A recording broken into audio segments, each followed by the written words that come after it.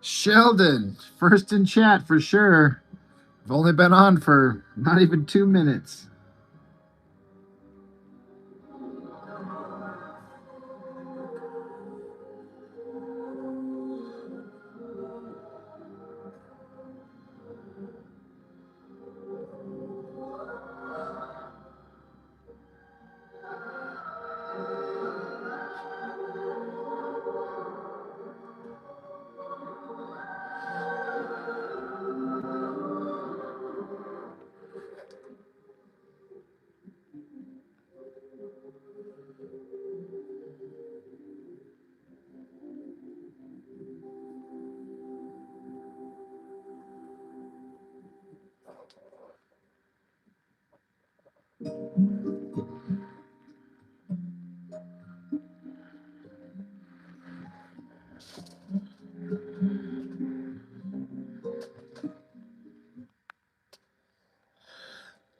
It might be. You probably heard me saying that I have an opportunity to collaborate with another guy, and so I have to create something for him to finish to ink. And now that the pressure's on to create something interesting, I kind of feel like I'm just fucking everything up. So, um, throwing this together to see if I like it enough to say, hey, you mentioned about collaborating. What do you think about this? And hope that he doesn't like laugh in my face.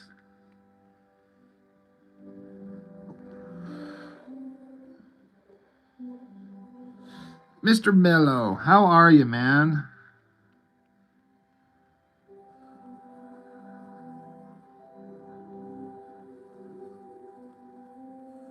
Art of the Round Table.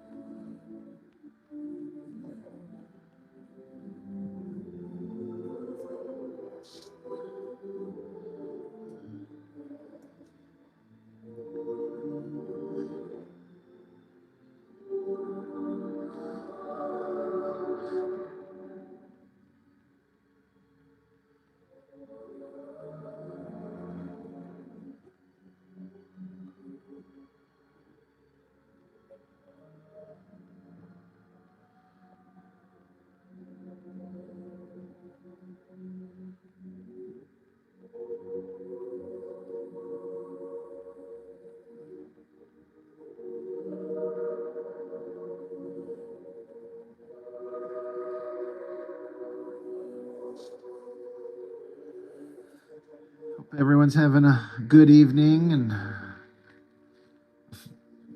good Christmas Eve.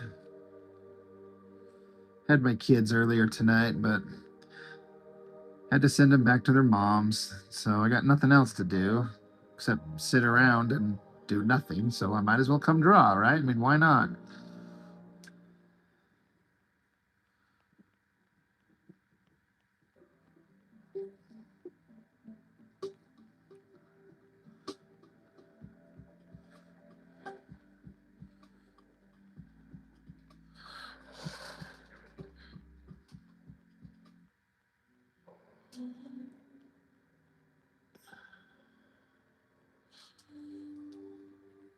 Jacob, thank you. How you draw good? I draw good just by practice. Just trying to do the best I can for a long time, and never as good as I wish that I was, but I'm better now than I've ever been before. But just keep practicing and keep trying.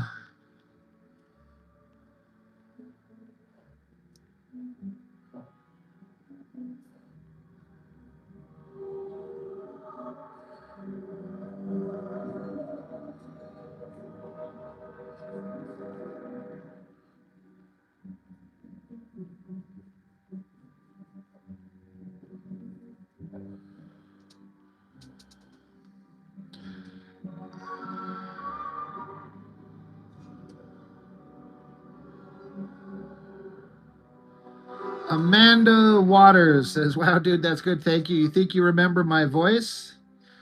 I mean, I don't know where from, unless if it's not from the channel. If you happen to watch my silly YouTube channel, which if you do, thank you.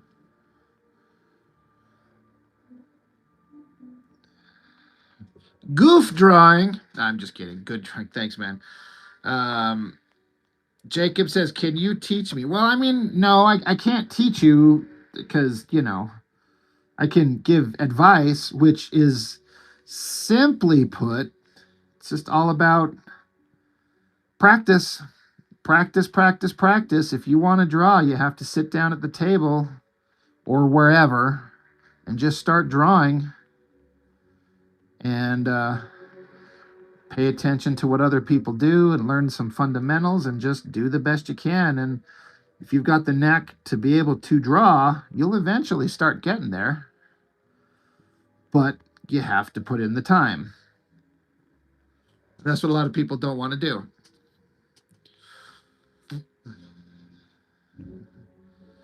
Yeah, there's a secret formula. I figured it out. Isn't that like it's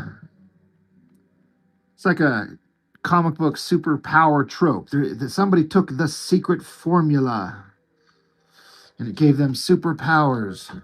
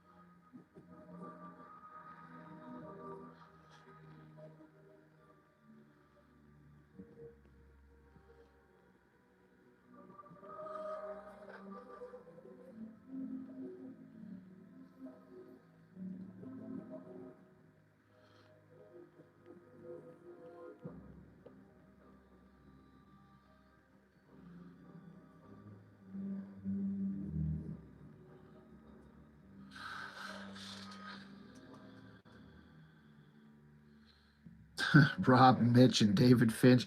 I wouldn't even dare to put myself in that category. I can draw, but you know, I'm better than some, I guess. But I am nowhere near a Finch. I wish. I wish I was. That would be the goal, right?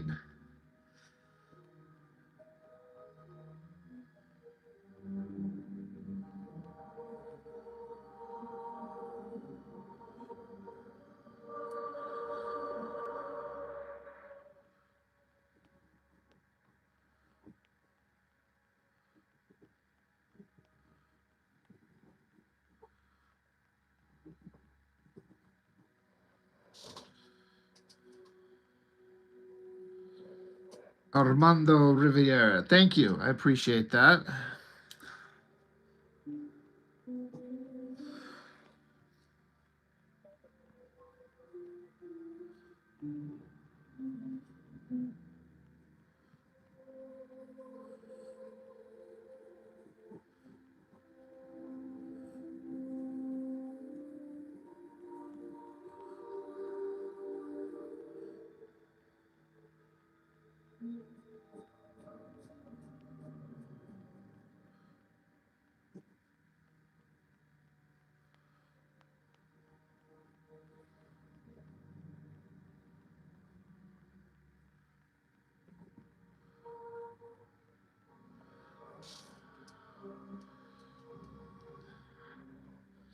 Yeah, with Chuck doing finishes, it definitely gives my work a whole new level, you know. So I'm always, that's why I do a lot of separate drawings where I can kind of keep refining my own inking abilities so I don't get too far behind relying on someone like him who's so good. It's like, I got to keep practicing myself.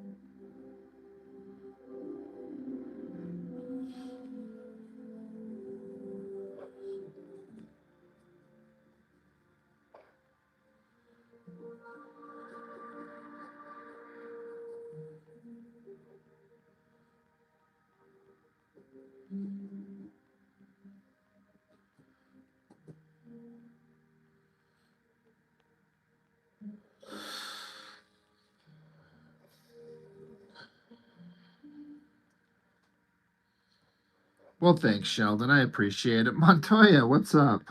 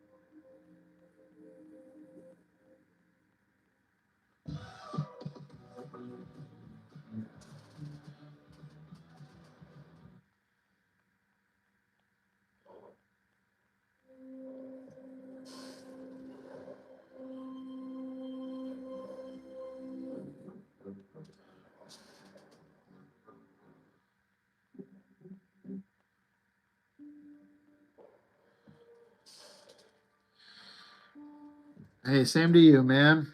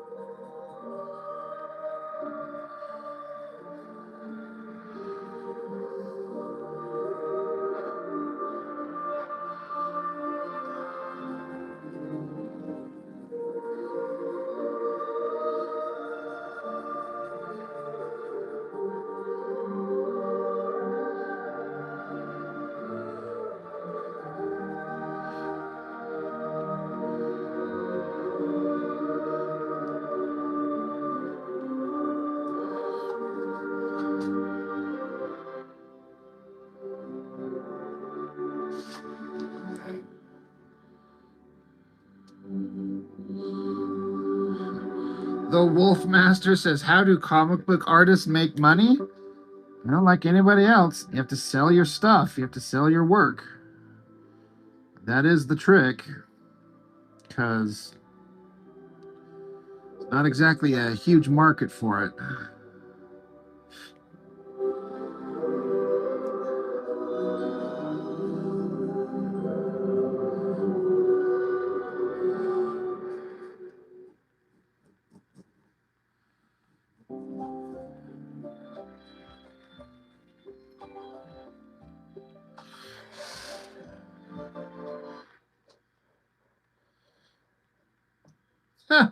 They believe they're the best and sell their work on whatnot, right?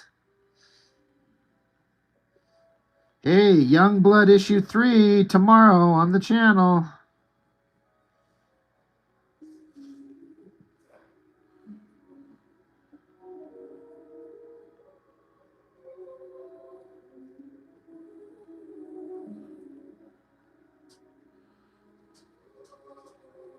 It's a Christmas miracle.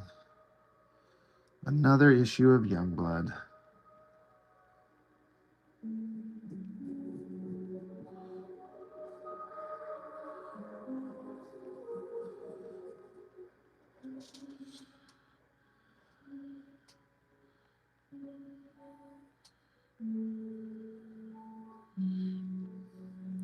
Yeah, the Wolfmaster manga is selling like hotcakes. You're 100% right.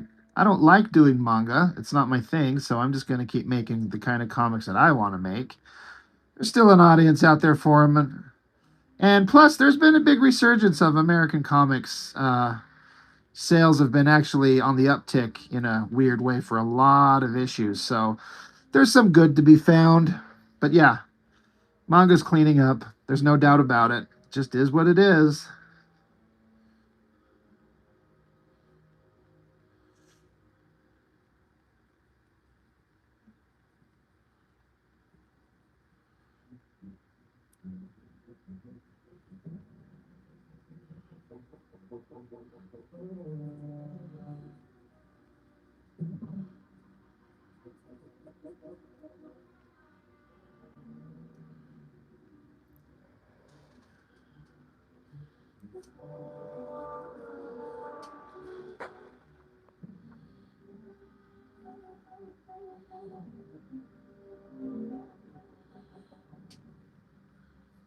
Yeah, when people build enough for comics to make an omnibus or companion, start actually making profits.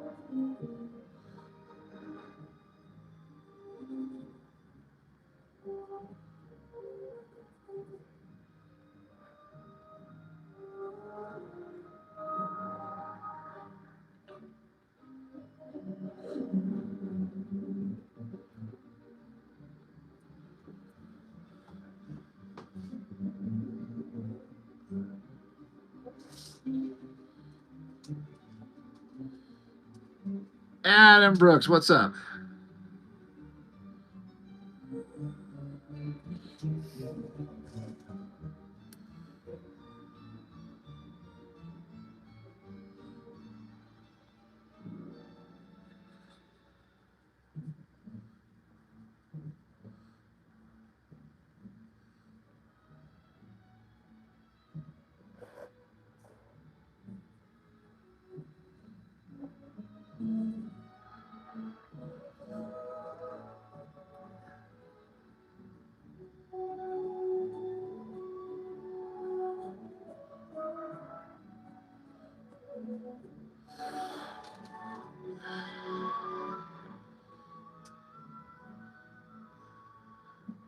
Yeah, but Wolfman, I mean, I don't know why does anybody need to, you know, pursue it as professional work?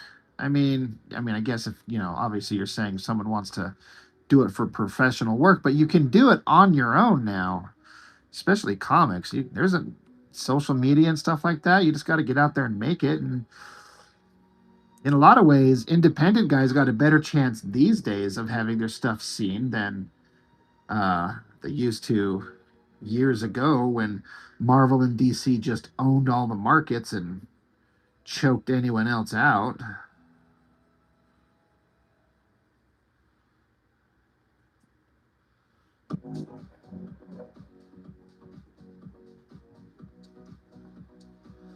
But I also do tell anybody that wants to make comics, you better do it because you love it.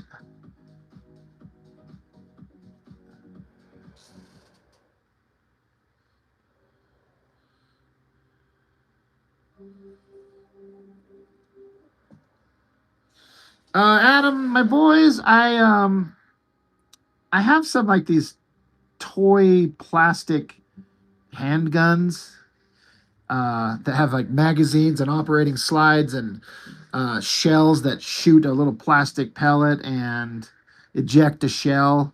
They're both going to love those, but they haven't arrived yet. So I told them that today. And then I just got them some little knick-knacky things here and there.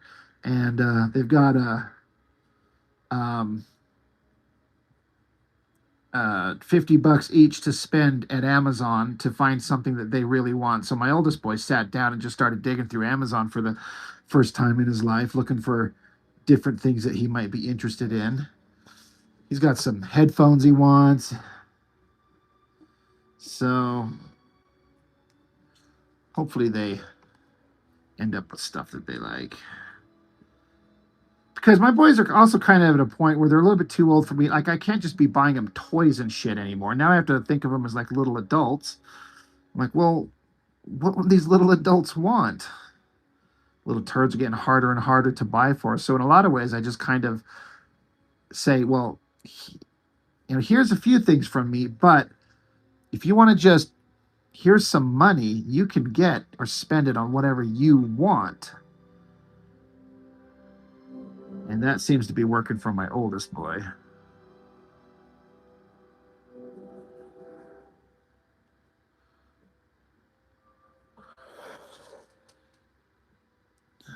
Yeah, little adults. It's fucking with me.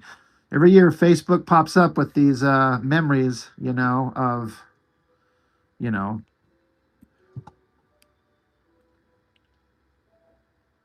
like 11 years ago, I was doing this with my boys on Christmas, and they were just little guys, and they were just giggling and having a great time. And there was a very different creature. It's weird for anyone who's got kids. It's like my little boy from ages like 2 to 3, 3.5 or 4, he was such this sweet, precious, perfect little creature. And that guy, he doesn't exist anymore. That little perfect little boy that he was, he's gone. He's turned into a 13-year-old little awesome kid, but it's like I want that little baby boy back. And he's gone forever. It's just so weird to think that it's almost like they're two different beings.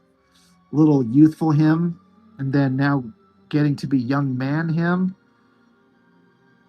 It's kind of hard.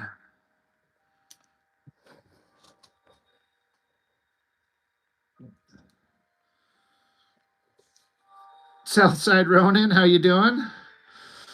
Yeah, your phone always makes you weepy with the memories. For sure, man. It was hitting me watching my little boy just. I was playing some hard rock and music by this band called Deathlock. If anybody's ever heard of them.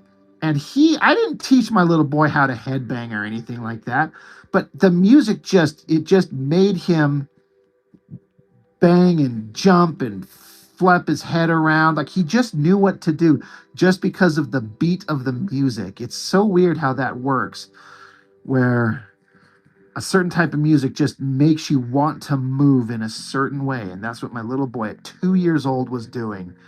And every year it comes up, I just laugh at it. It's the cutest thing ever.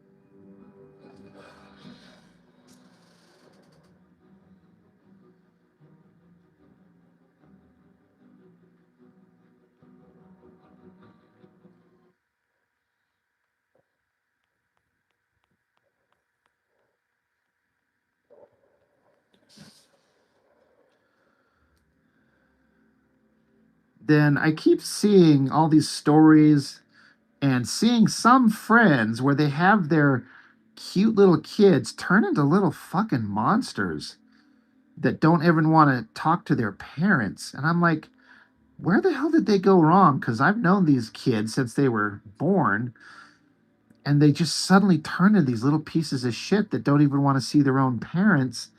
And I'm like, I would die if that happened to me.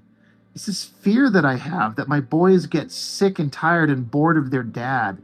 Like they might tell their mom that we don't want to go visit dad. It's just it's boring and it's stupid over there, you know. I would absolutely die. I've even told that to their mom. I'm like, I get worried that they're just gonna not want to come over here anymore. And she's like, I don't think that. She's like, I've never heard them ever utter anything that sounds like that. Like, yeah, I hope it stays, because the day my boys just decide that I'm just too much of a fucking square to hang around, um, I'm just gonna cry for days like a little bitch, and then just hope that the universe will right itself somehow.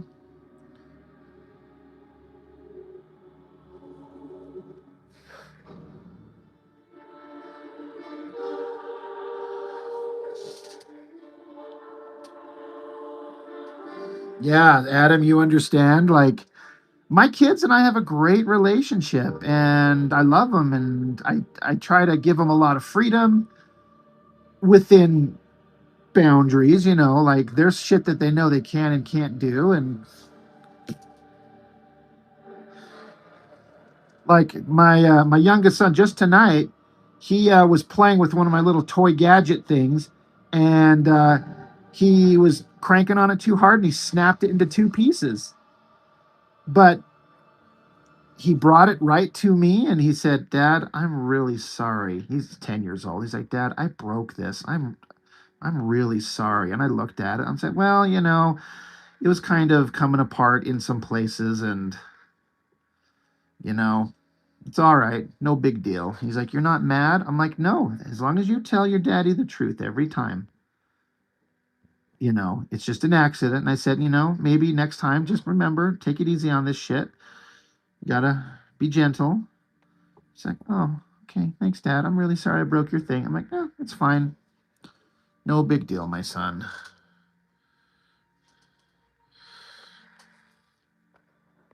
Panda, hey, what's up? Sorry, I saw that there. Crow Magnon, what's up? Yeah, yeah. I hope they don't go Rob Reiner on my ass. I don't want to be stabbed to death. I don't know. Maybe I do.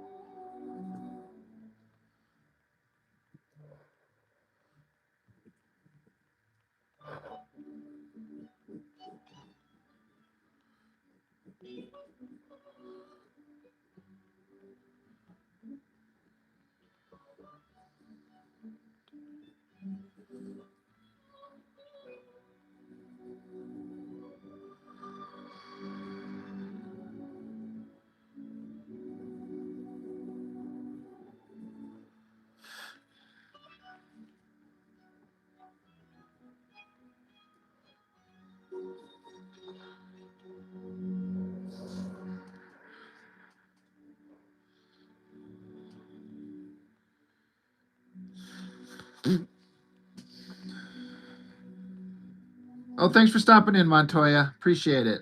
Yeah, Panda, you feel like if you had kids, you'd do the same. Just tell the truth. That's the thing. That's what I try to, even when they do something that really pisses me off, I'm like, just as long as you just tell me what happened and you don't try and hide it from me, we'll be all right.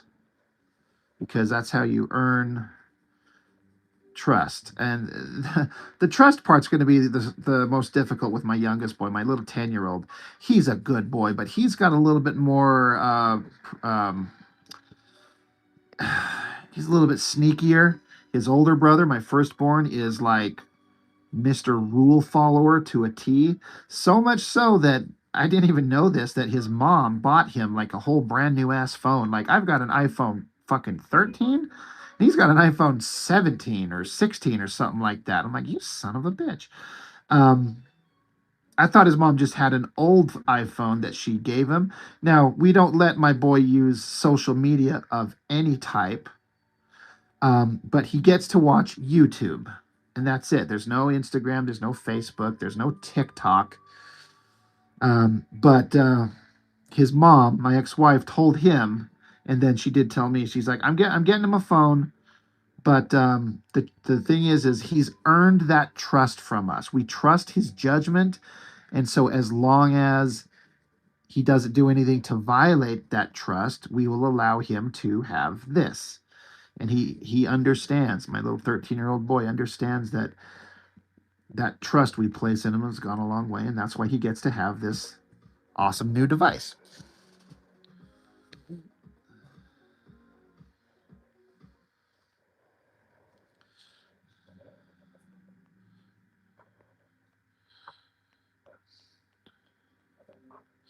Nate, my dude, what is up, man? How are you?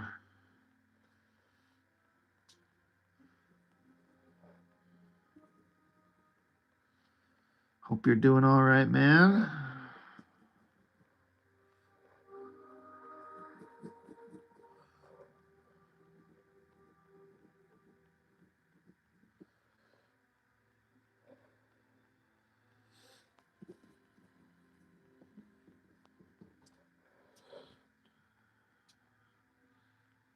Yeah, Adam, I am the same way, but there's a couple things. Again, no social media. That's it's an absolute. That's there's no discussion otherwise. It's just none of that because they both want to just kind of watch YouTube and watch silly videos, and we monitor what they watch. I don't like the idea of having a device in their face all the time, but they've had one in their face since they were born, unfortunately. So, and then for my oldest, my ex-wife was telling me, she's like, another reason I want him to have it is I want him to be able to call us, like from school. If something's going wrong and he needs us, he can get a hold of us. I said, you know what? I agree. I like being able to have instant contact with my boy. So, it's kind of a trade-off. It's taking the benefits of modern technology and weighing the obvious huge drawbacks, especially for kids. But so far, my oldest boy, I'm not worried about him.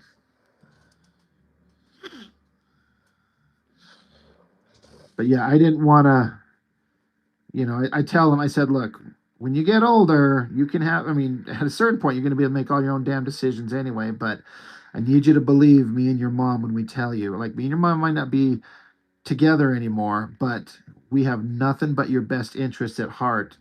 And it's imperative that you understand you cannot have any of these social medias. You are not to get on TikTok ever, nor Instagram or anything like that. When you're older and you're kind of got your brain wired a little bit solid and you're on your own, you can do what you want. And he's like, I understand. That's good. I don't want to do it anyway. I'm like, good. But it's a scary thought.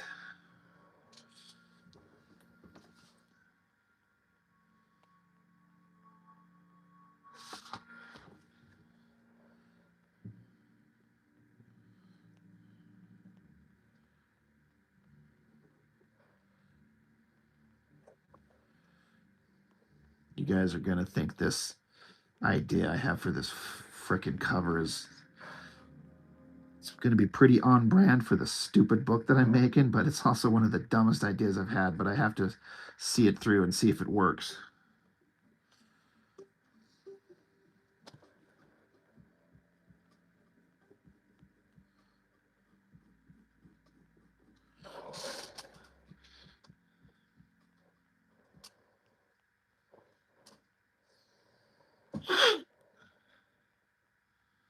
Yeah, none of us want to do it, but how will people know about our comics? You're right.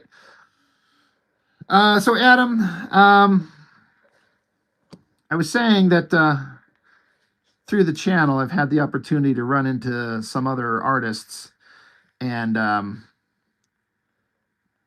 this guy wants to collaborate with me. I'm kind of hesitant to mention who or what it is, or who it is. I think I may have mentioned it before, actually, but I guess it shouldn't matter. But it's a guy that's worked with Liefeld, and he's kind of introduced himself to me through my channel, and he said we should collaborate together. We should do something together. We should do some artwork. And I was like, I'm making a Liefeld parody sequel book, and maybe we could draw up a variant cover. And he's like, perfect, let's do it. I said, all right.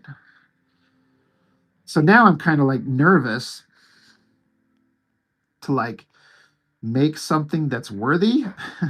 Now suddenly I'm doubting everything that I can do.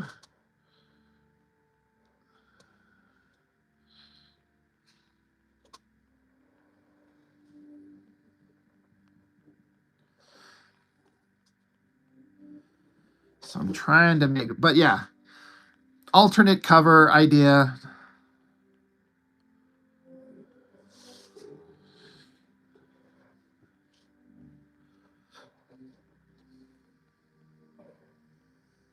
But the stupid idea, you all know the concept of the book, right? The guy got his junk cut off, and so the story is the guy my character. It's to finish off that blood strike issue that Liefeld never did, and he's chasing his dick around. Well, this cover metaphorically, it's got the main guy up front here, but what I've got him stepping on, it's supposed to look like some just ground earth thing, but it's going to look like a portion, like an extreme zoomed in close up shot of a big veiny cock that he's stepping on, since it's the whole MacGuffin of the whole story. It's not going to be obvious unless you know what you're looking for.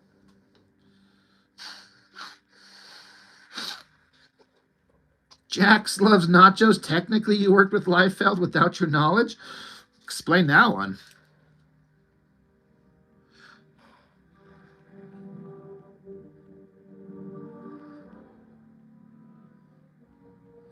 That sounds like an awesome story to hear, because I definitely want to hear it.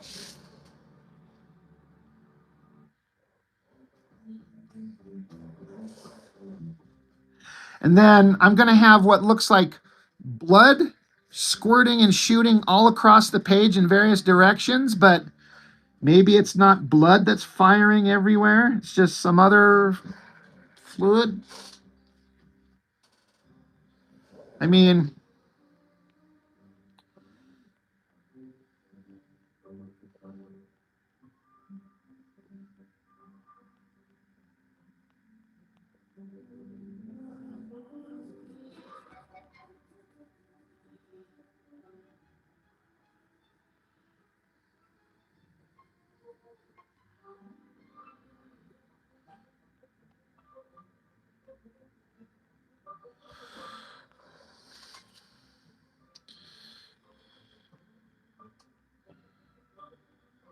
oh yeah, Sheldon, MacGuffin. It's just a term for just a thing that in a story people are after, like the Ark of the Covenant or the Cup of Christ in the Indiana Jones movies, or the fucking Infinity Stones in the Marvel movies. Just a thing that everyone's after, something everyone wants.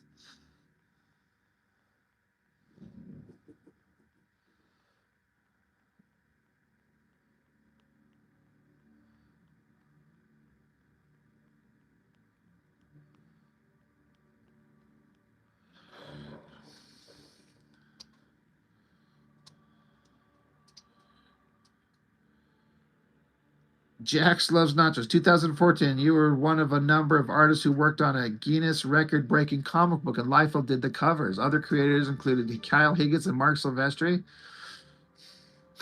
That's awesome. Yeah, the suitcase in Pulp Fiction.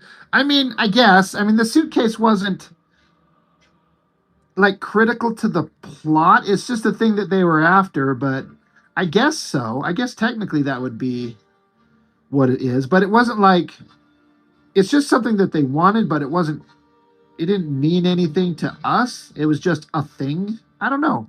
I guess probably.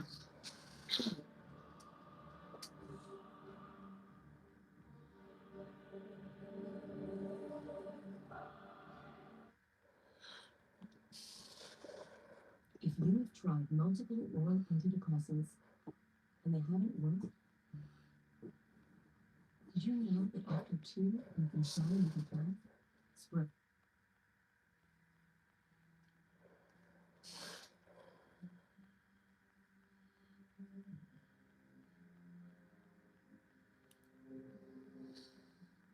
Silvestri watches the chat.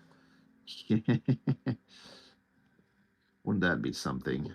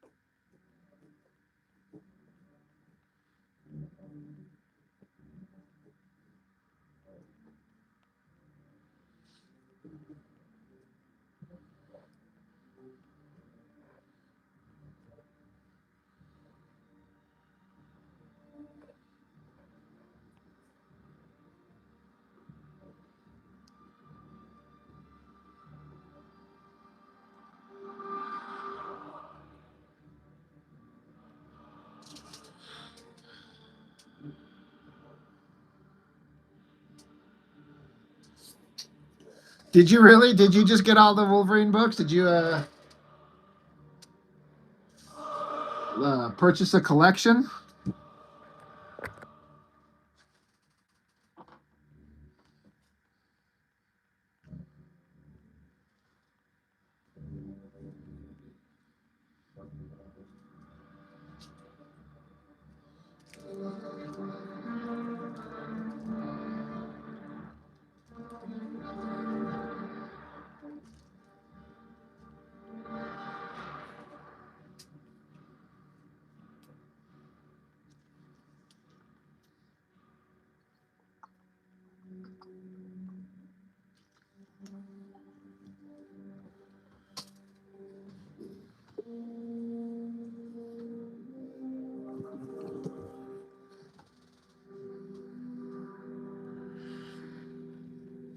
Yeah, the postal service was running today because I had to work and they delivered to my store, and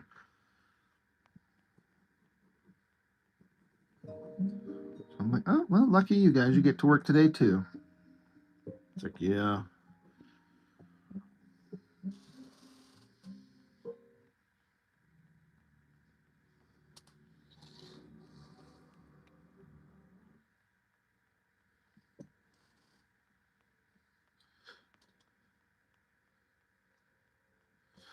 I got some notification in my emails that a package that I have, um, supposed to be on its way is shipped, and I'm like, oh, that's awesome. I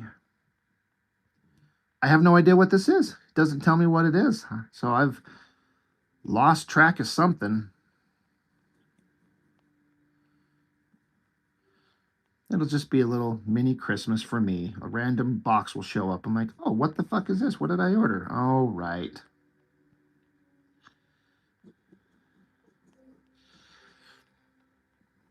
It's a box of marital aids, which I don't need because I'm not married anymore.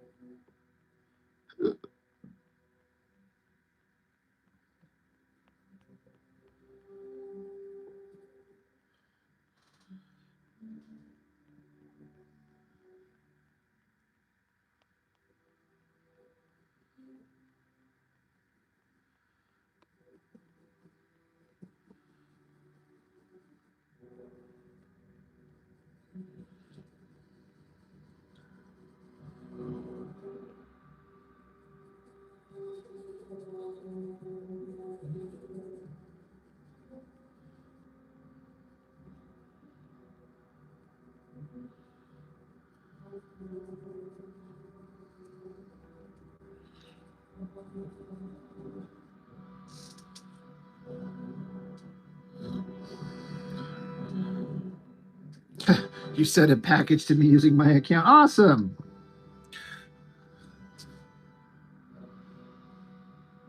I'm sure whatever it is, I'll be surprised. I'll be like, what the hell was this? I mean, I'm kind of hoping it's the thing that I ordered for my kids for Christmas that I told them, I said, look, I don't have a lot for you right here. I got a few things, but the big fun gift is still on its way.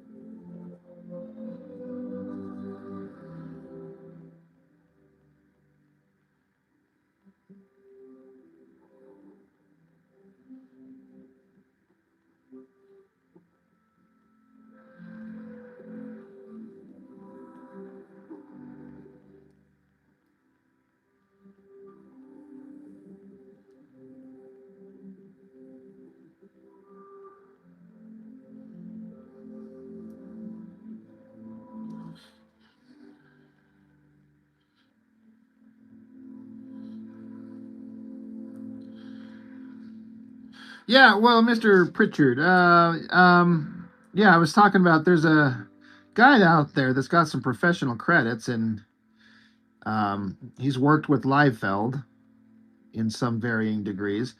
And he found my channel, and he suggested that we should collaborate together. Like we should do basically like we should do a drawing together. I'm like, that'd be awesome. But now I'm like, um, now it's kind of nerve wracking, and I'm like, I don't think I'm very good anyway. But now I gotta come up with something and not embarrass myself. So who knows?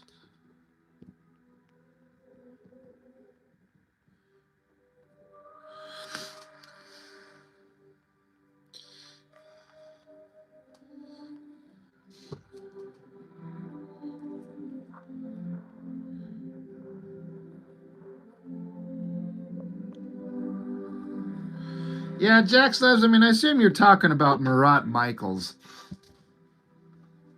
That seems to be the genuinely held understanding of a guy who's done ghost pencils, backgrounds, and some bullshit. But he's had a lot of other artists do the boring shit in the backgrounds while he draws only the quote unquote cool shit. So, yeah. But yeah, genuine comics. Sorry, I didn't mean to miss that. How you doing? This is when you really need to call.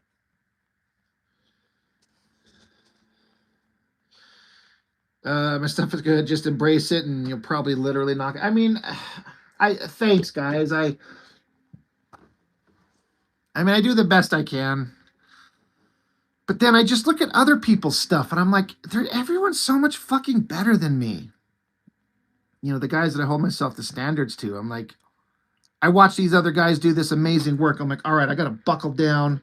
I'm gonna make some awesome shit. And I'm like, it's kind of okay.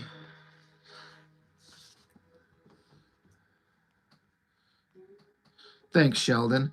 Yeah, Shelby Robertson. I know he did work for Liefeld too. I don't know personally about how much ghost work. I know that there was some finishing inking work that Shelby Robertson talked about on his channel that sounded like he was a little bit peeved off that he was never credited. And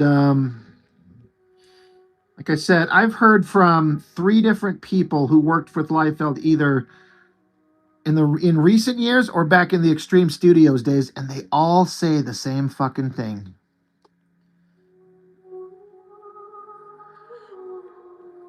They're like, yep, you gotta walk on eggshells around him because he'll just suddenly go off, fly off the handle, and like, all right, we'll just bite our lips and just, okay, thank you, sir.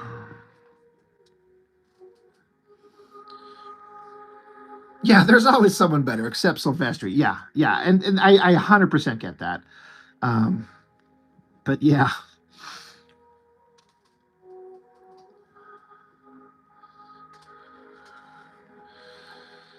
Well, thanks, Nate. I mean, again, it's hard for me. Like, what do I say? I'm like, yeah, I am. I'm all, you know, it's. I don't ever want to come off and sound like egotistical or something like that. Like, I think I do okay. You know, I'm not completely ashamed to show my stuff in the kind of indie world, but if somebody like, hey, Rob, take your book and set it in front of Adam Hughes or Mark Silvestri, I'd be like, go fuck yourself. I can't do that. I mean, if that opportunity ever come up, I would, because you have to. You have to put your stuff down and get people to see it and get some pointers and stuff like that. But, you know, that's why I'm like, just don't think about it. I'm not worried about trying to get work in the industry or anything like that. I'm just like, I'm just going to make my own stuff. Yes, there's always going to be better artists and maybe a better presentation and whatever. But I'm just hoping that my unique combination of the way that I draw and the stupid story that I'm telling and just the package deal. Sometimes, what is that phrase? Like the sum is greater, the whole is greater than the sum of its parts. You know, I'm hoping that I have some kind of like magic that happens like that where, all right, I'm not the best artist, I'm not the best writer, whatever, but the entire package when you read the comic is like that was actually entertaining. You know what I mean? Makes it worth it in that sense. If that makes sense, I hope it makes sense what I'm trying to say there.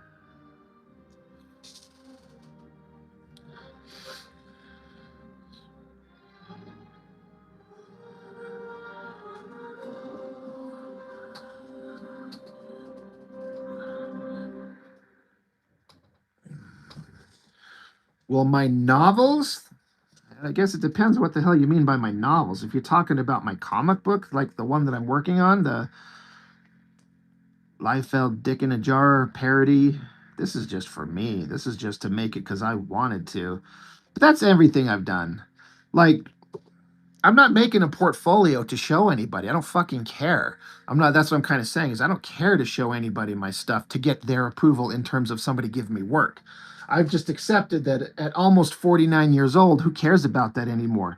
Just create before you can't anymore. So I'm making this for me. So portfolio is a term I don't fucking care about. Who cares? A portfolio is the last thing I'm concerned about. Just making the book while I can and making it as good as I can, and hopefully some people get some entertainment out of it. That's the goal.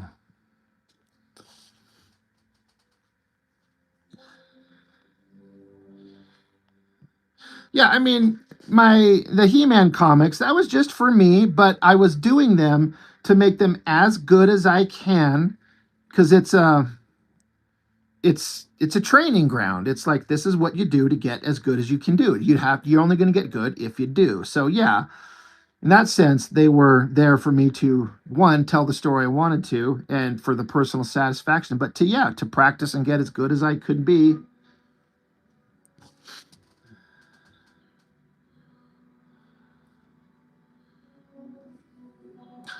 There are artists out there not as good as you, but with unrealistic levels of confidence in their own skills. I've seen a lot of that.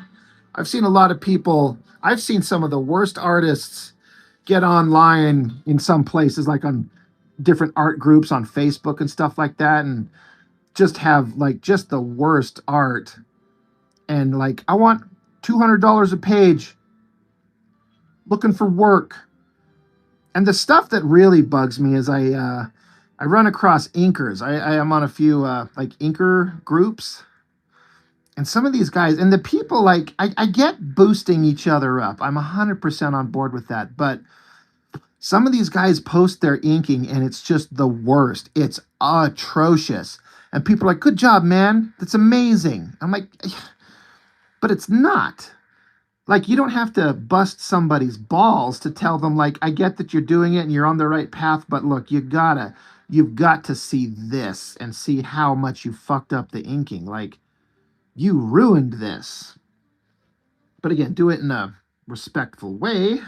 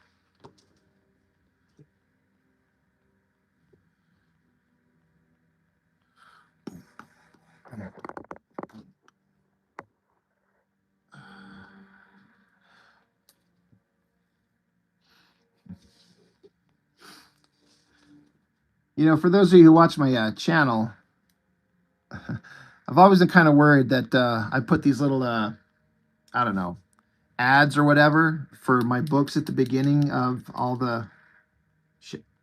Pencils out. Oh no, there's lead. For my books at the beginning of not all the videos, but most of them. I'm like, I hope this doesn't bug people and turn them off, and you know, maybe it does get on some people's nerves. When I'm always like, hey, by the way, before you get into the video, remember I make comics, but I have to say, It's worked. I've sold about $400 worth of stuff. That seems like it's mostly from me kind of reminding people about that. In fact, there's another guy I got to get back a hold of. But I've sold like 3 full sets of my He-Man fan comics and then a couple little other things. And I'm like, oh, this is awesome. This is very helpful. Um, Again, it's humbling that anybody wants to be willing to pick up my stuff. So I guess it works.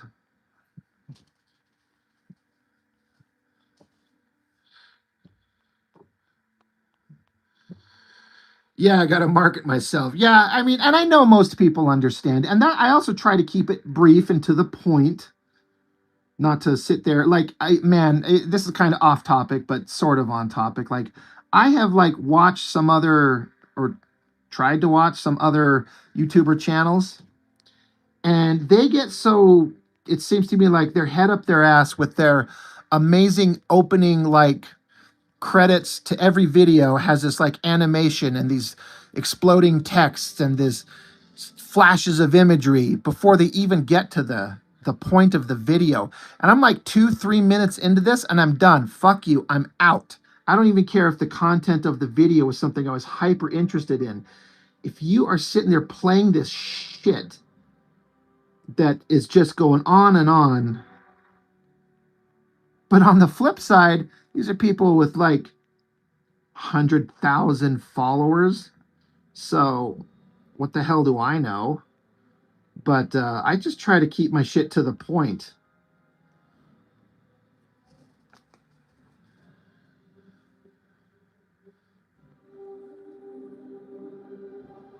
Cro-Magnon, they just don't fucking know. And I'm not selling it. It's people donate to the channel, and as a thank you, I send them a free copy of He-Man. So I'm not selling it. You know, that's the workaround that I tell myself. But I'm such a small nobody. They don't know. If they saw, maybe that would be a problem.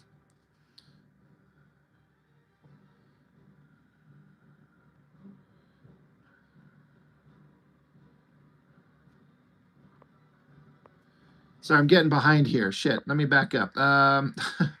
Damien, the D in the jar comic. Is it a big jar or an extra small one? What's the canonical size of a jar? I don't know. Size of a pickle jar.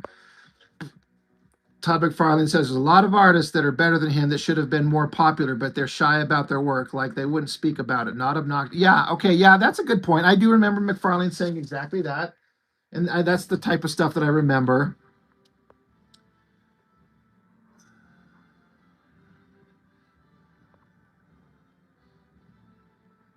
Yeah, he wants the artists to believe in themselves, and he counts himself as proof. Genuine comics. Okay, right. God. Um, yeah, the perfect 10.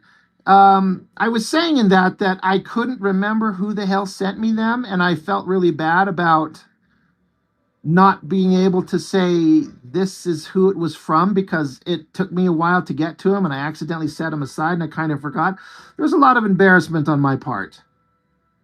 Um, I do need some people, if somebody sent me something or communicated with me, I know it sounds kind of weird, but I have a lot of information coming in. Like, I have to do my job, I have to take care of my kids, I have to maintain my house, my car, all my life stuff, and then I have to do the channel, and I have to make videos, and I have to create art, and I have to create the comic, and I've got people hitting me up wanting to buy, maybe sometimes I got people wanting to buy some comics from me. I got people hitting me up wanting to send me stuff. It's becoming a lot. And some things I am accidentally letting slip by the wayside, and I do not mean to. But it has happened. It'll keep happening, I'm sure. But yeah, Genuine Comics, Perfect 10. I just got the first 2, right?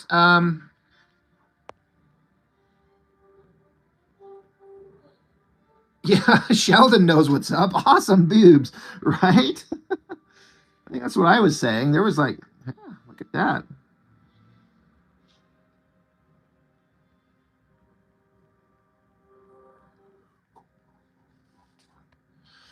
But yeah, genuine comics. Thank you for that. They were fun. They were awesome. I just like I got another indie book that I'm behind on reviewing. It's probably 3 months old by now that I've had it.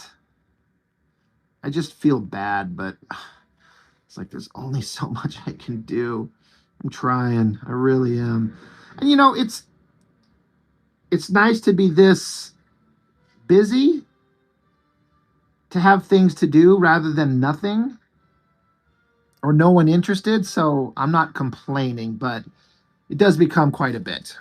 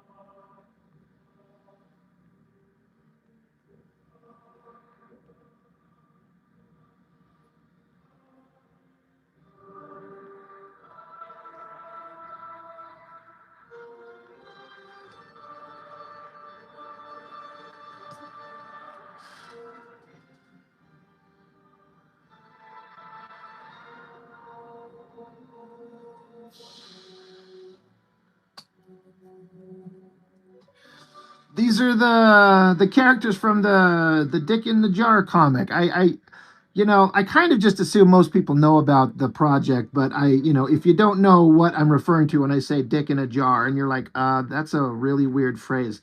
Why are you saying these weird words? I can explain it, but again, think that I just kind of assumed a lot of people know what I'm talking about when I say that weird grouping of words together.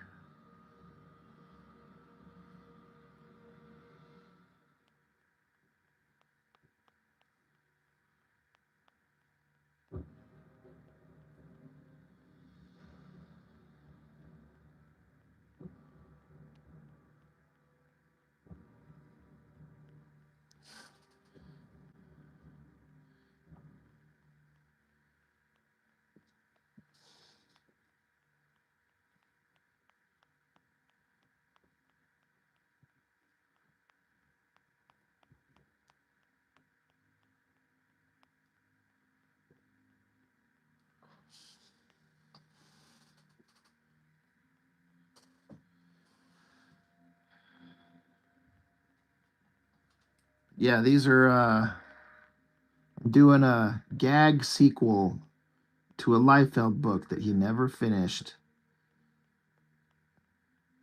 It just kind of become a thing in my head. I'm like, oh, wouldn't it be funny if this happened and that happened? And I'm like, you know what? Now I just have to do it. I just have to make it.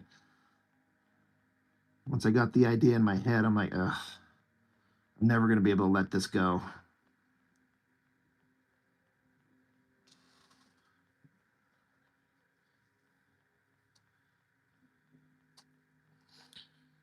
Review Prison Pit by Johnny Ryan.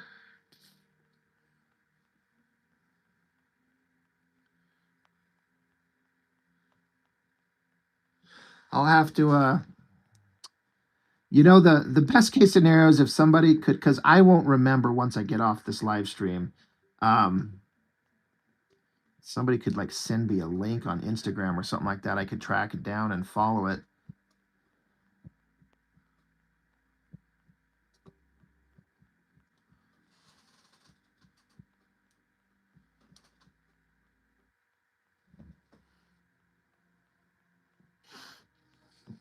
Gag sequels are always nice to watch. And I've said this, and the thing that I'm making is not a mockery of the book, nor is it to make fun of Liefeld. There's no like mean spirited stuff in it. I'm just taking the basic concept that he started and didn't finish, and I take it to a little bit more of an extreme, ridiculous conclusion in a way. But it's not a mockery of Liefeld, despite all the shit that I talk on my channel.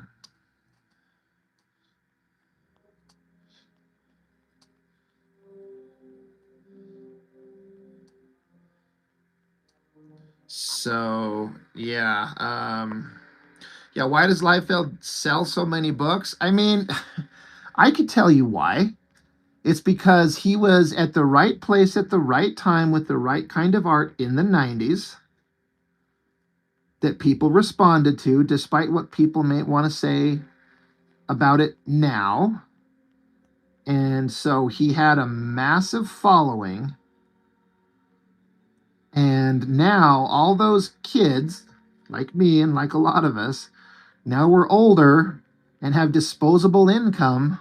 And despite the fact that his work sucks worse now than it ever has before, some people love the childhood nostalgia factor and just eat it up and just love it. And he's also a hell of a self promoter, um, big time. And that, I'm sitting here talking about like, I'm sorry about putting out ads for my own shit at the beginning of my own videos. And people are like, come on, Rob, you got to fucking do that. Meanwhile, Liefeld's over here on every podcast and YouTube channel and shouting out his own stuff. And guess what? He's selling 100,000 copies of that fucking Youngblood #1. Adam, or rather Sheldon, sorry, Jesus. Sheldon, thank you, man. Thank you once again. All the pages you've seen, D in a jar is also a perfect 10. Well, 12 if you measure from the sack, right? Right? So we keep telling people, well, let me tell you, where to measure from. Thank you. I can't wait to get this in your guys' hands. I think the finished product will be, if it comes out the way I have it in my head, I think people will dig it. So, and I've said also that my plan is to have the book, like, I want to have the proof copy in my hand when I create the crowdfunder. So I can show you on the promo video, like the book, it's right here. Here's the proof copy. It's done. You will not have to sit around and wait for months for this thing to get finished. Like, I'm not asking you to give me money so I can pay an artist or myself. It's finished, it's ready to go, and therefore the turnaround should be hopefully reasonably good. I think the only holdup would just be me personally handling everything. But yeah, I've got the books ready. I want the books to be ready to go, which is why it's taken a minute, because Chuck and I agreed we should have the art completely done. And he's working on it, so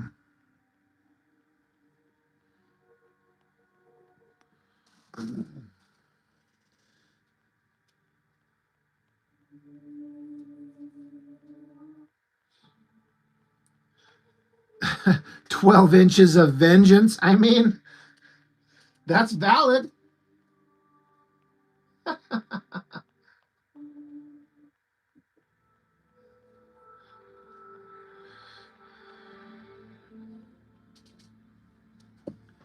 We'll see. Because I do have other story ideas that I can't wait to get to, um, with these stupid characters and some silly ass um, follow up stories. In fact, some of the follow up stories are like things that I would be reviewing, like a Liefeld comic. I'm like, this is so dumb. It looks like this, or wouldn't it be funny if this happened? And I'm like, you know what? I'm going to put that exact idea that I was joking on or riffing on in my video into the actual book. So, again, we'll see. Again, I'm nervous about it doing the crowdfunder, but should be fine. Should be fine. We'll see.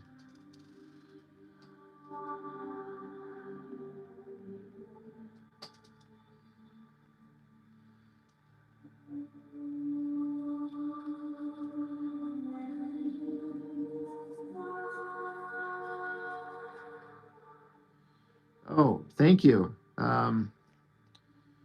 Mr. D, man. I appreciate that. Merry Christmas to you.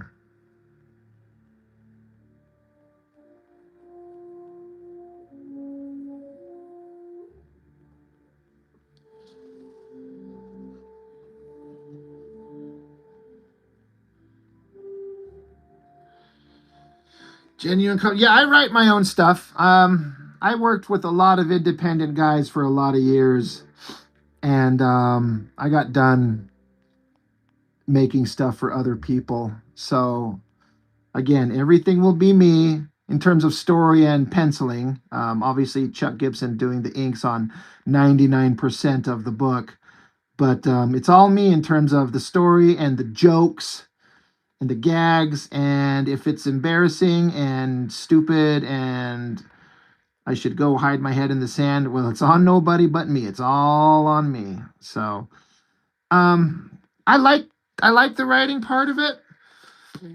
Um, but I shit commercials.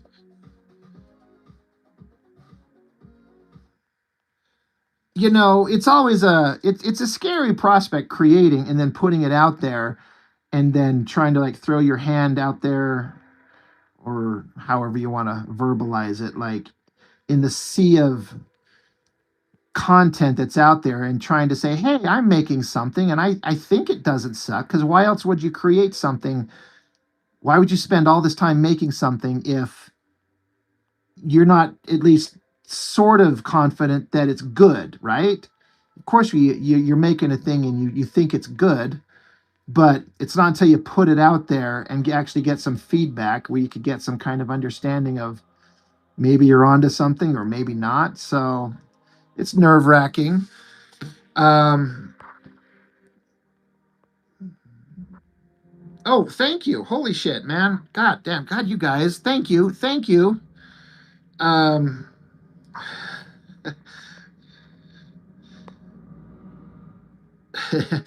you never supported Liefeld, but you do support.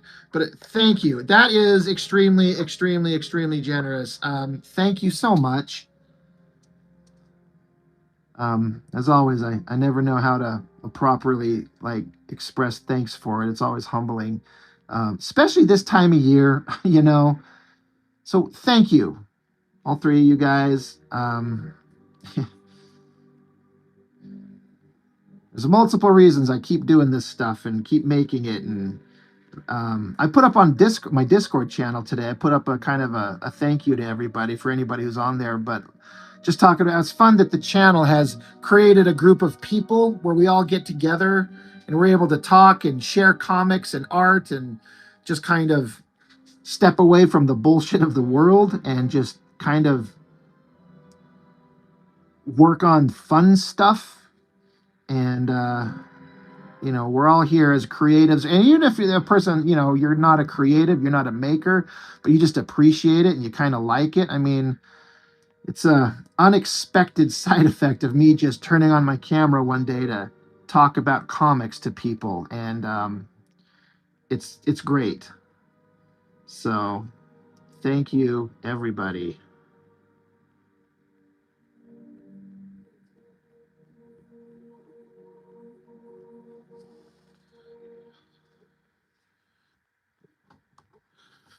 But yeah, I can't wait to get this book in your hands. Like I'm sitting on it, like as soon as Chuck gets the inks done, you know, I've got all the fake ads kind of drawn up. I've got some pinups from some people to go into it. It's gonna be letters pages in it with fake letters, gag ads. I don't know. I'm just really excited for it. I think it's gonna be. I mean, in my mind, it's gonna be kind of a unique thing. I don't know if I've seen anybody do exactly what I'm trying to do here. Hopefully, we'll see.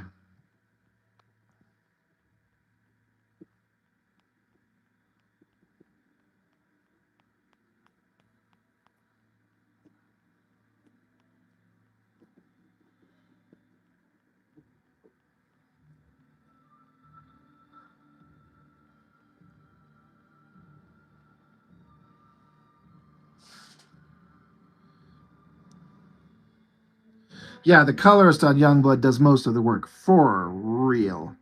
Um,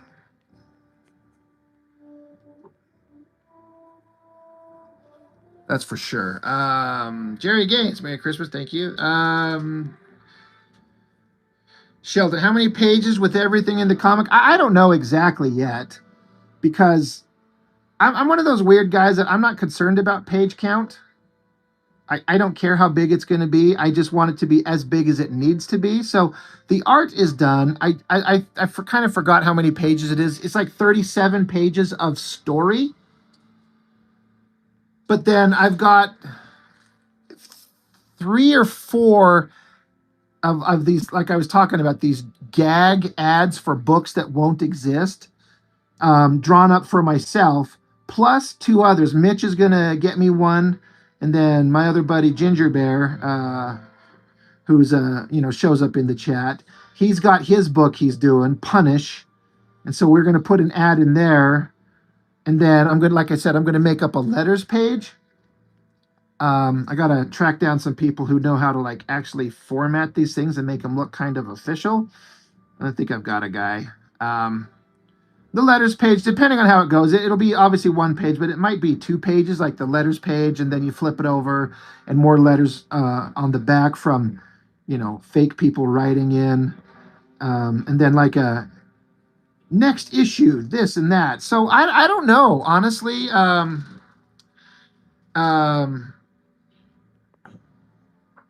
yeah, Sheldon, it could be. It could hit 50 pages total with everything, the art, the ads, the gags, things like that. So, and again, I do that kind of like my He-Man fan comics. I make them big intentionally because I want to give people value for something that they've invested their money in. I've gotten some Kickstarters and stuff like that. It's just a 20-page comic, but they don't put anything about themselves in the book. There's no extras. It's just the comic, which in and of itself is actually kind of fine, right? Like, I don't want a bunch of nonsense. I just want, give me a good comic, but I want to make it a little bit bigger, a little bit beefier, and then make the reading experience kind of fun, just something different. Hence the ads for books, just to make it feel like a book from a comic studio that's got like, hey, there's one title that's working. Like you'd see Youngblood's coming out, and then there's an ad for Team Youngblood, and there's Brigade, and there's Newman, and there's Supreme. It's kind of like that. That's what I'm kind of going for, even though none of those will ever exist. But just to make it like a fun experience, I hope that's the idea. Um, Cro-Magnon, your enthusiasm contagious. That's a great. Well, thank you. I get additionally kind of refueled by all you guys. There's been times where I've kind of like doubted things and not been kind of certain or sure, but then just chatting with everybody, whether in the comments on the videos or here on live streams or the Discord or whatever, and I'm like, these people, they make me feel like I think it's really easy because most artists are like introverted. Like we were talking about, someone had mentioned McFarlane, and most artists won't get out there and sell themselves. I do think that that's part of it, right? You got to get out there and just be confident enough to make the thing and put it out there. And because it's easy to just kind of put your head down and be like, I suck. I'm not going to show anybody my stuff. Jerry Gage, you came in late, but you're loving the ideas. Awesome, awesome, awesome. But yeah, I get recharged by just, like I was saying, the group of people that I've been fortunate enough to get to meet. There's some folks I've known for a couple years that pop in on the chat here occasionally, like Mark Domowitz and Gayton. I forget what the hell his username is, but then, I'm getting to know you guys, Mr. Pritchard and Sheldon, Cro-Magnon, and all that. It's just great to get to know everybody. And like I was saying, we all kind of fuel each other. We all kind of inspire each other. Like, just go make the book, go make the thing, go make the art. I know some of us were shitting on Kevin Smith. I actually like him. And he gave that speech at one time about how his father died and how it kind of inspired him to like, why would I waste any time not making the stuff that I want to make when you could die screaming tomorrow? So live for now, make the thing, do the thing. And I'm like, yep, I 100% agree on that.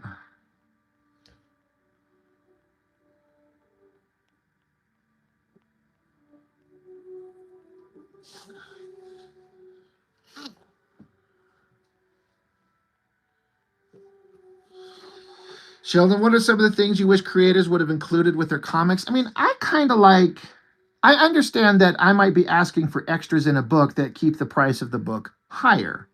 And so maybe that's the reason why, but I'm like, I don't know. I mean, a lot of these crowdfunders, they're asking a lot for their damn comics. So I'm like, I like to see, you know what I like to see?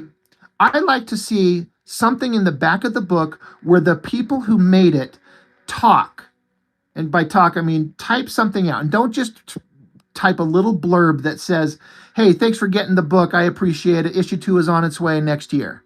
Like, tell me about you, Mr. Creator. Hey, I'm from this place. I've been doing this stuff for this amount of time. This is what comics mean to me. This is what art means to me. I've put my heart and soul into this. You know, things like that. I want to get to know the people who make these things. And because like if I get invested in the person, I'm a little bit more invested in your book. Now, to be fair, I haven't picked up a lot of crowdfunders, so I'm not speaking as if I'm an expert or, um, but the few that I've got, most of them are good and they're fine, and I appreciate the work, and you can tell that they did their best in it. But and then some like behind the scenes sketches. Let's see some, I sit here when I'm making my books, I make all kinds of drawings. I'm constantly drawing these characters. Throw in some extra images of the characters, throw in some sketches, throw in some extra a rejected cover you decided that you didn't want to put in there. Just show us stuff. Show me a picture of you.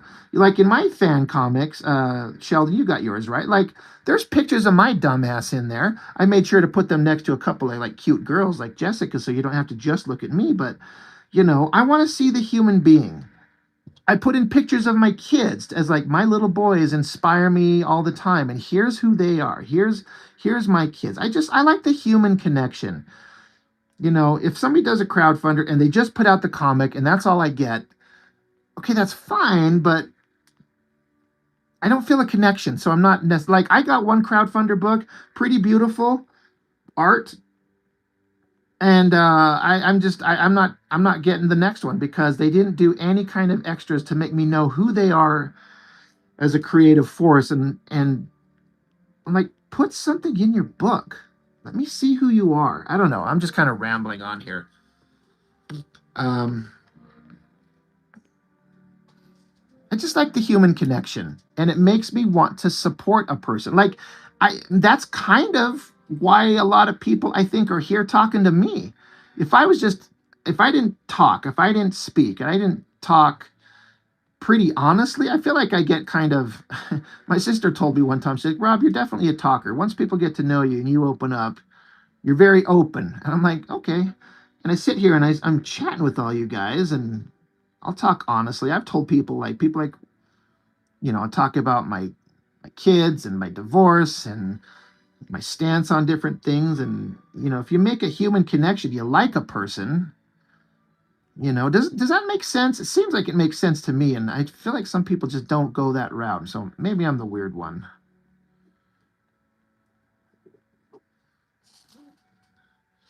Yeah, all mangaka pay for background artist buildings and cars, tough and boring to draw.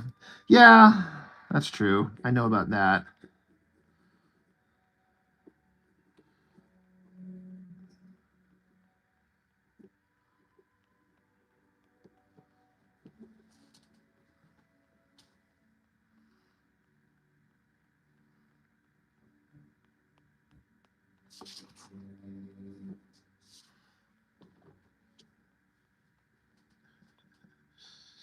Genuine comics. I know it's part of the indie game, but I hate talking about myself. I'm boring as fuck. If my comics are the selling point, I'm screwed. I see. You know what? Genuine comics, though. there's no such thing as a boring human being.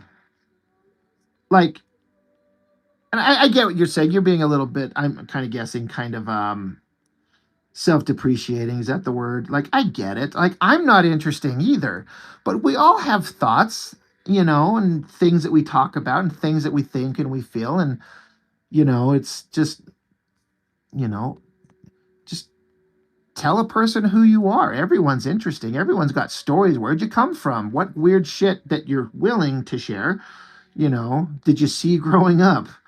Um, I say that, it's saying like it's easy, but I've also got a channel where people do tune in to listen to me. And I guess I just assume sometimes people want to hear what I've got to say about shit.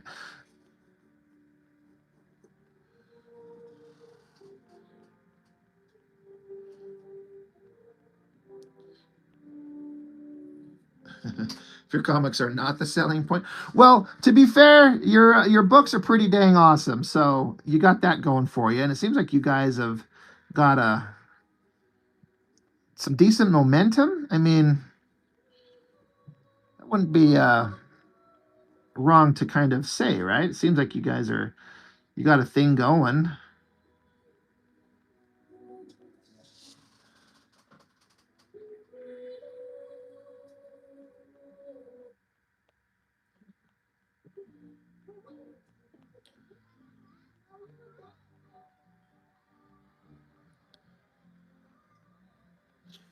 Cro-Magnon, genuine comics. Lie then. See, there you go.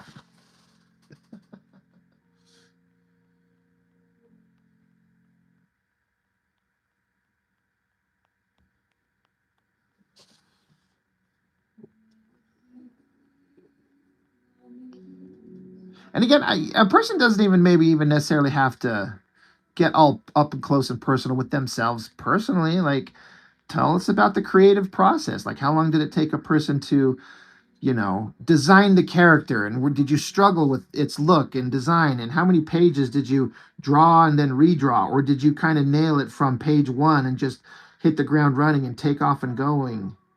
Um, I don't know.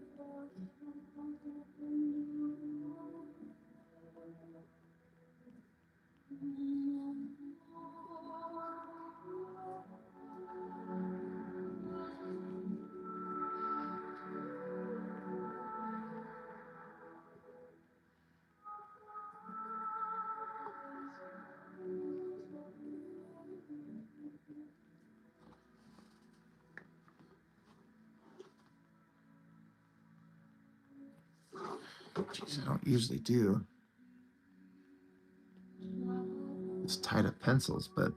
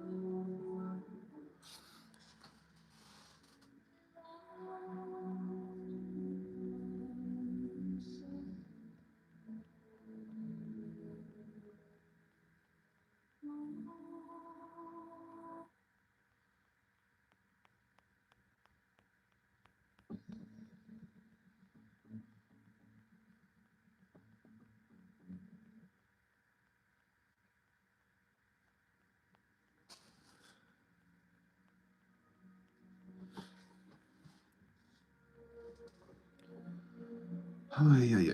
Let's see.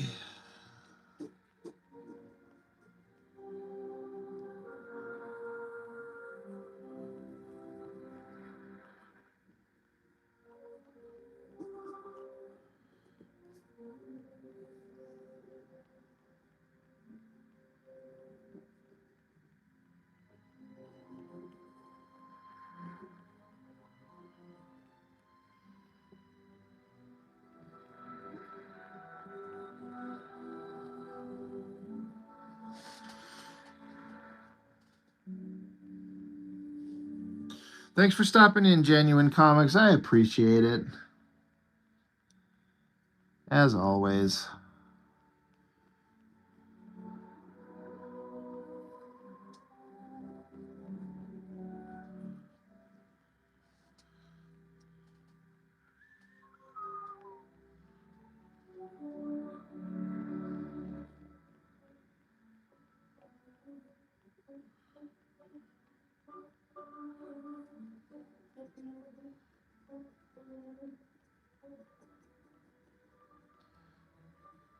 Oh, he's got a message on my phone that our buddy Mitch, he picked up the first 3 issues of my fan comic, and I can't stop and go look at the message, but I caught the brief, when your phone kind of drops a little message down to show you what was there. He said he got the books in his hand, so all right. I was worried. I've never sent anything to Canada before, so I was like, I hope they make it.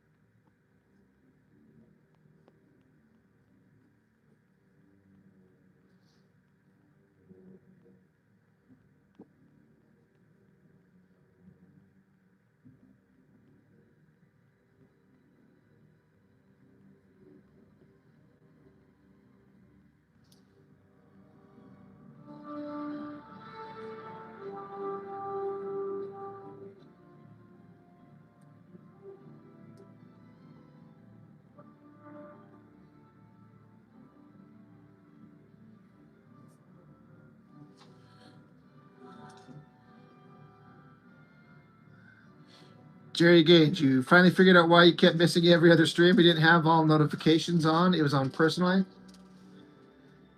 Well, that would do it. I also am very inconsistent. It's not like I'm on like a set schedule. You can set your clock by. You're like, hey, it's Wednesday. Rob does a live stream. It's really like it's any random fucking day of the week. Rob could be on right now for all we know. Mr. Mitch is much more consistent like that.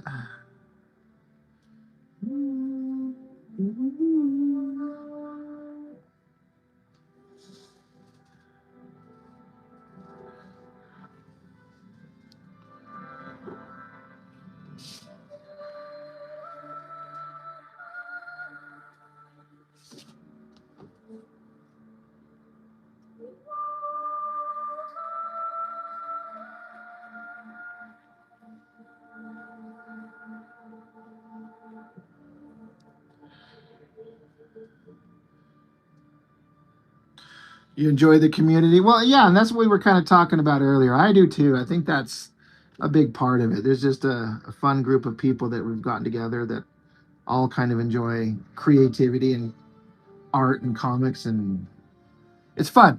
It's fun for us all.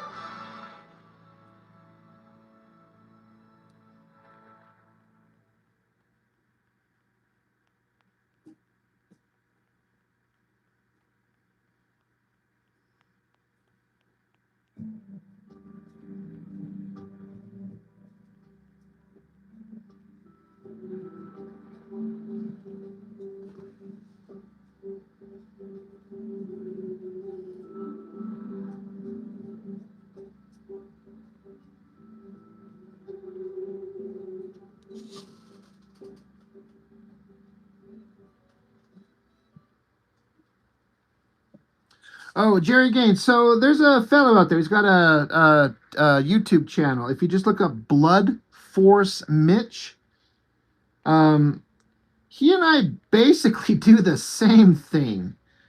Some people have even thought we were the same guy. I'm like, we don't sound alike, but we do kind of the same thing. Um, we have a YouTube channel where we talk comics, and then we both are creating our own books and kind of live stream our drawing of it and stuff like that. So yeah, Blood Force Mitch. He's taken a little microscopic hiatus right now due to some family stuff, but he's been doing it for about 3 years. Really good guy.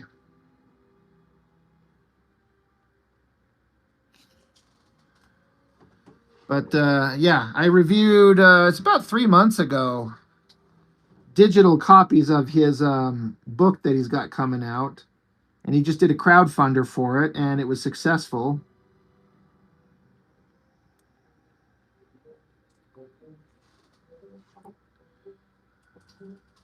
Yeah, Blood Force. It's awesome. It's one of my favorite things ever.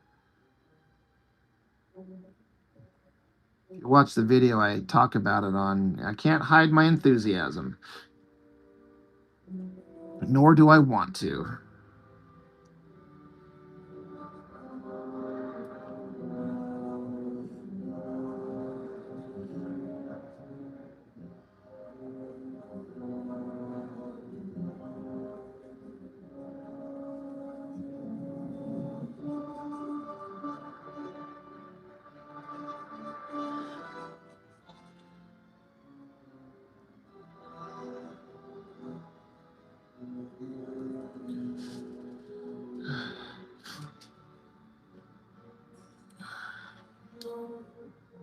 Yeah, so you already know him. Yeah. He I mean, I can't remember who it was, but somebody on my channel on a live stream one time said that we should get to know each other. And so I just went and looked up his channel.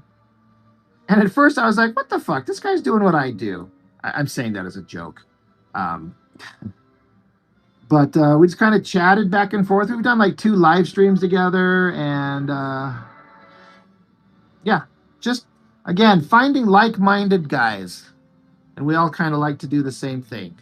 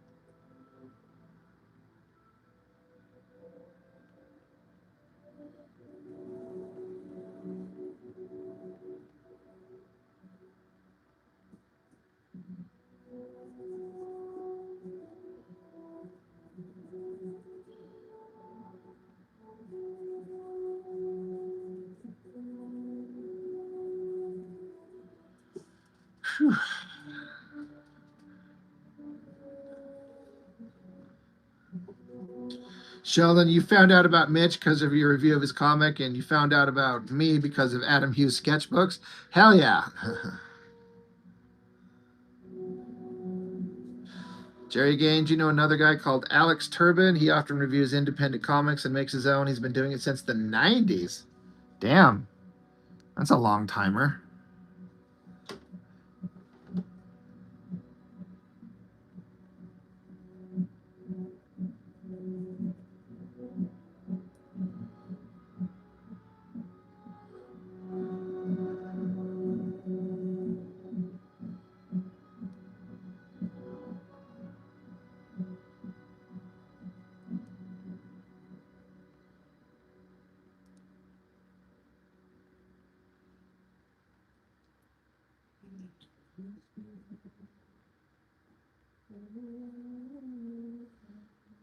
I need to pick up another Adam Hughes sketchbook. Last time I saw that they were offering them in the last year, but good God, were they so expensive.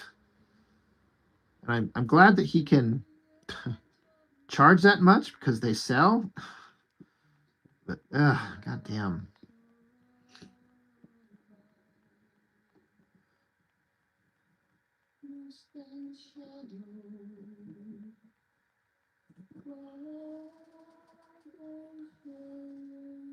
I wonder if Adam Hughes has any comic art projects coming up, or if he's just living the life of the sweet, commission artist and cover artist.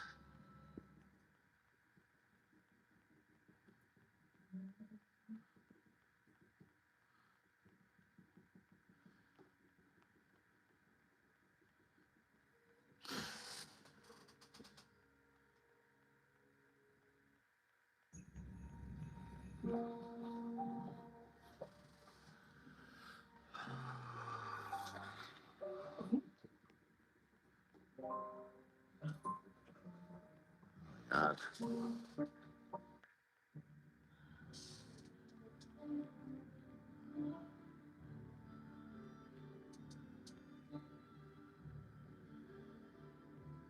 Yeah, Sheldon. His Patreon story, he bought his last two for 120. Yeah, that sounds about right about what they were. And again, I mean, I guess I want to say he's worth it because he's worth whatever anybody's willing to pay for it, and I love it. But that's a chunk of money that it's hard for me to validate putting. But then again, I really want them, and they're only going to be more expensive if I find them later. Sheldon, I don't suppose there's any chance you could take some pictures of those sketchbooks and um I don't know, Instagram them to me or something like that, just so I could see them. I just like to see the insides of the book. Is that I don't know, is that a possibility? No pressure.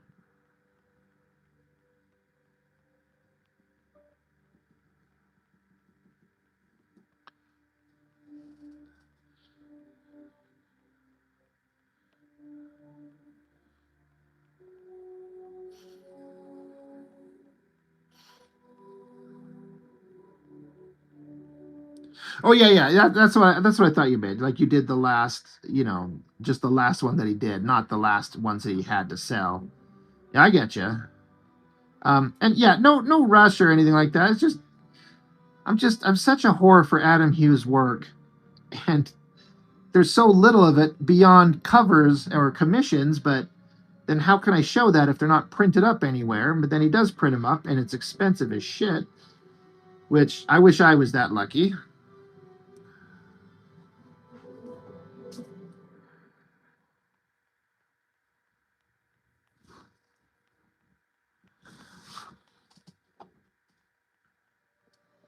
Oh yeah, no, Sheldon, no rush at all. Don't even.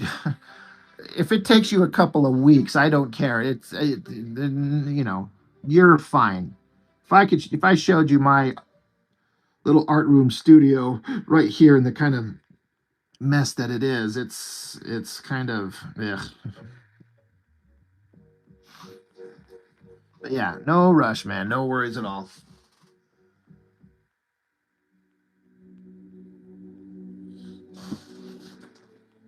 Plus, tomorrow's like Christmas and all, so I wouldn't expect anybody to be doing anything like that. Just you run across it and you have a minute one day.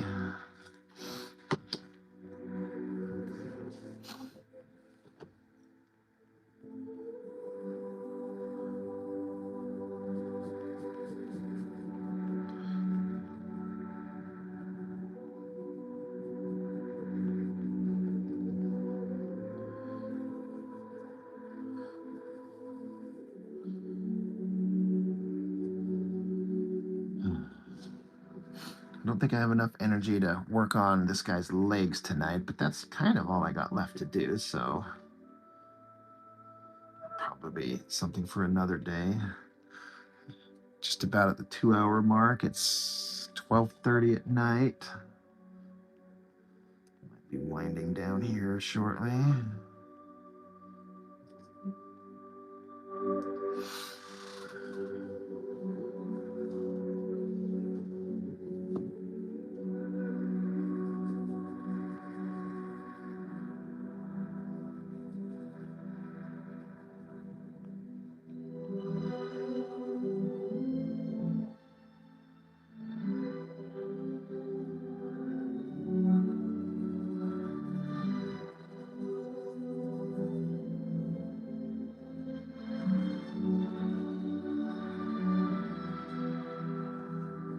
Ugh. I'm even having a hard time keeping my eyes open. Probably the strain from my eyes staring at this damn light box.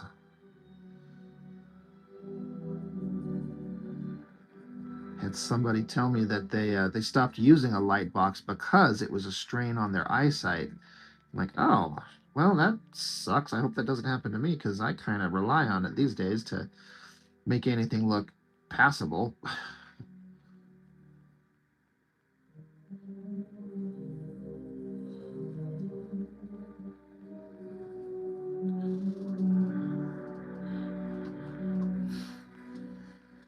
Oh yeah, I know Boland.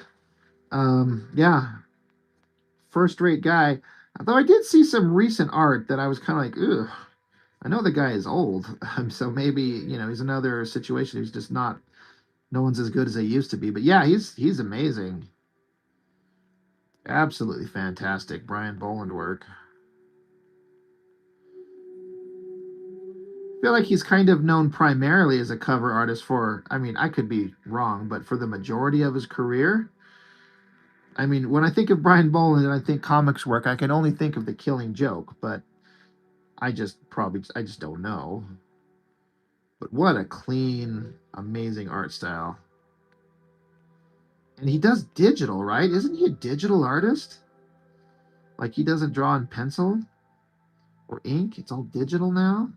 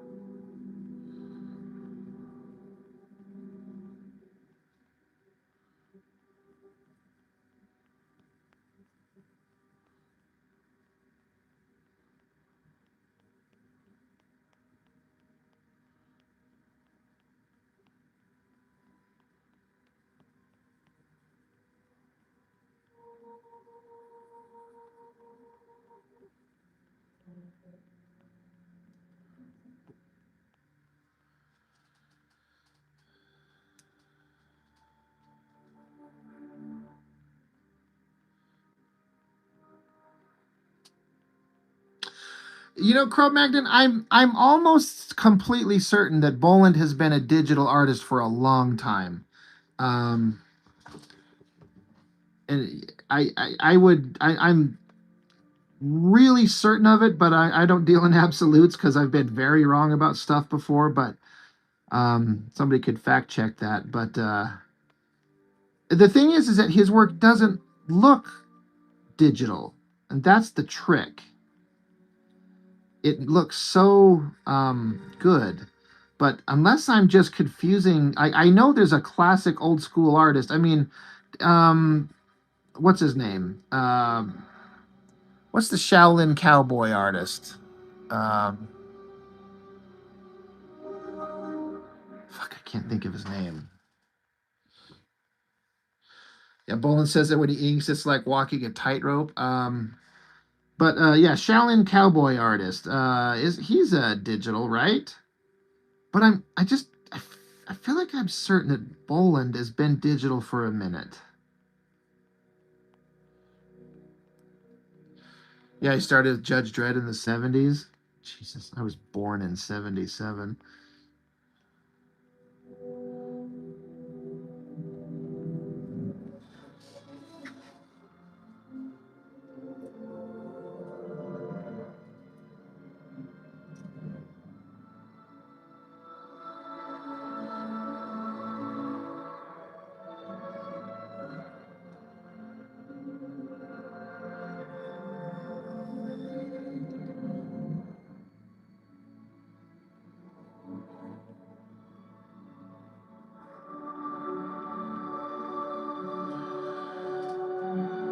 Yeah, Darrow, right. God, I knew if it's one of those things where my brain shuts off.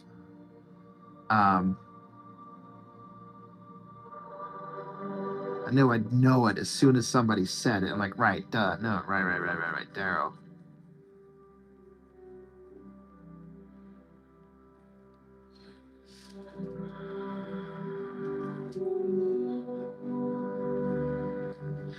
I don't know, Cro-Magnon. Like I was looking at some of his work, and maybe it's not exclusively. Maybe that's a thing where I'm kind of misspeaking it. There's some stuff that he's done that has to. It's either he draws on gigantic papers and he splices them together digitally. Maybe that's what I'm thinking. Um,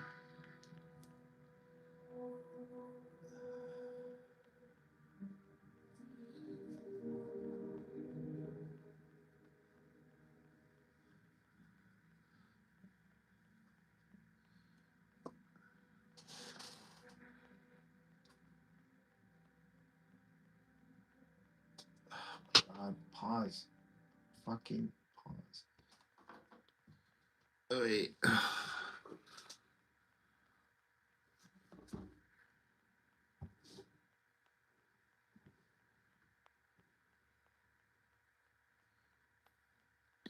Do, do, do.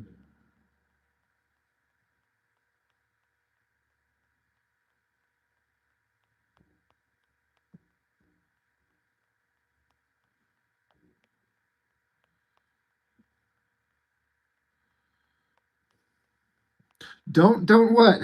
What did I do? Or what should I not do? Bluetooth pairing.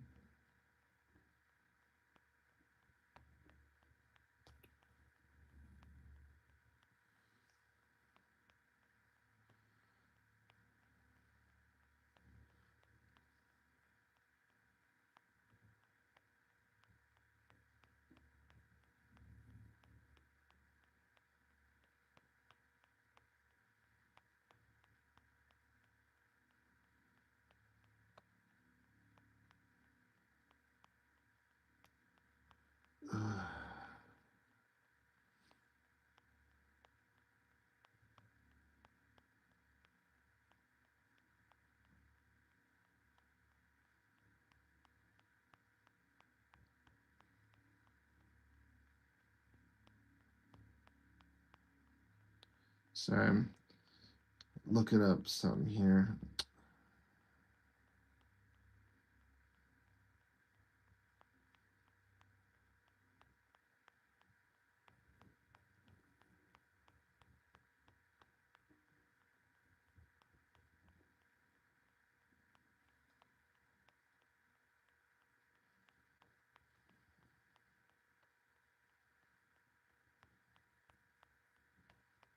Okay.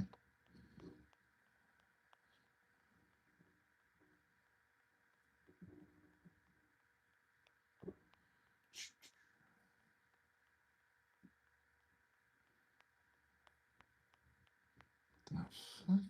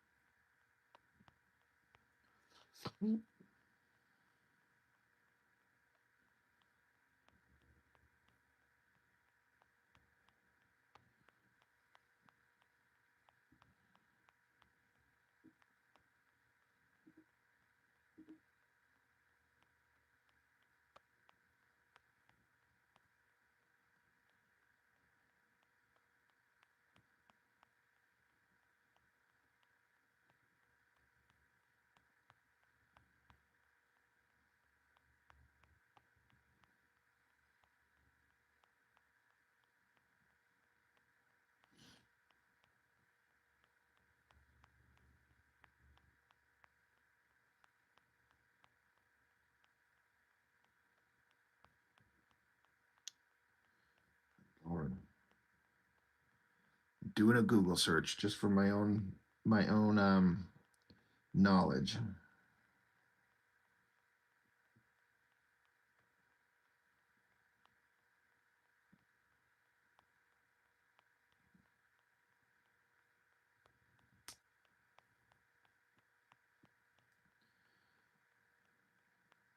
Yeah, it says here just because I was wondering if my brain was thinking right. It says Brian Boland now draws on a computer. He cites the influence of Dave Gibbons, who was enthusiastic about the capabilities of computers. Starting in 1997, Boland bought a lot of software and spent 10 frustrated months learning the ropes and ultimately finding the liberating ability to adapt his now solely on-screen artwork. He states categorically that, in his opinion, drawing on his Wacom tablet is no different from drawing on a pad of paper. Having fully embraced the technology, Boland has produced a number of lessons and tutorials on his official website, demonstrating his complex techniques. Yeah, I was definitely wrong about Jeff Darrow. I don't know why. His detailed artwork just makes me wonder how it's possible. But yeah, Boland has been digital for a minute. It's crazy because it doesn't look like it, but yeah, it's. But it says he spent a lot of time trying to figure that shit out, and frustratingly so. That's one of the reasons I'm not interested in digital, because I don't want to have to stop and learn to make my digital art catch up and look as good, quote unquote, good as I can just do it by hand. And then two, I like drawing by hand better anyway. I get the advantages, I fully understand, but I like having some actual physical original artwork to leave my kids or anybody who likes me.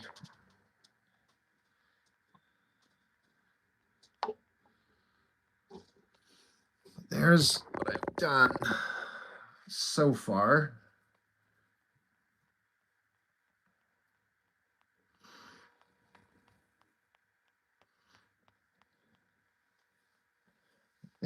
You're eating your shoe now? Jerry Gates, have I ever thought of making Unforce a running gag? The UN Force, that indie book. I haven't given that book a second thought since I did that review, honestly. But it was an interesting one. Unforce.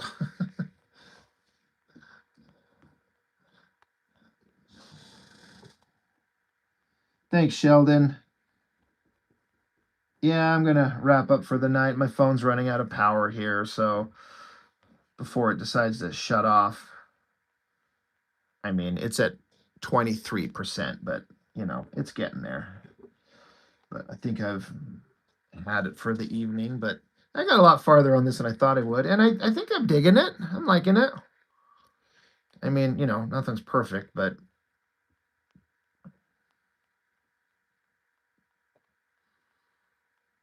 and again, I always look at this as dumb as it might sound. I always look at this stuff and I go, just imagine if I could take this artwork right here and go back in time and show 14-year-old me.